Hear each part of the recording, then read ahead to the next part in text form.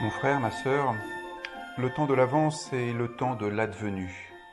C'est le temps où nous découvrons que, sans se lasser, Dieu fait advenir dans notre monde tout ce qui est nécessaire pour que notre vie soit portée à son incandescence. Cela se trouve par exemple dans le récit de l'Exode au chapitre 3, lorsque Moïse conduit le troupeau de son beau-père dans le désert et il se fait soudain surprendre par un buisson ardent qui le fait détourner de sa trajectoire.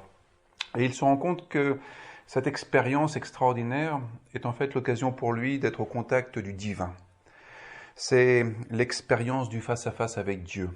Et ce qui advient, c'est justement une révélation du Dieu de la Bible, qui sera à la fois le Dieu de Jésus-Christ et le Dieu des ancêtres, Abraham, Isaac, Jacob. Et ce Dieu se révèle par son nom, Yahvé, 4 lettres en hébreu qui sont forgées sur la racine qui signifie advenir, Haya. Et ce verbe est conjugué à l'inaccompli, c'est-à-dire un temps qui intègre à la fois le présent et l'avenir. Il y a dans cet épisode de l'advenu. Alors, recueillons-nous dans la prière pour que nous soyons nous-mêmes disponibles pour ce qui est à venir.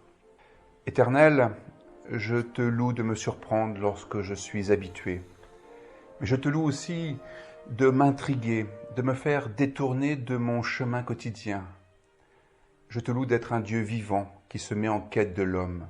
Non pas un Dieu qui demeure, mais un Dieu vivant qui se met en quête de chaque être humain. Je te loue de nous ouvrir des chemins, de nous révéler des brèches dans ce que nous pensons être des impasses de l'histoire. Amen.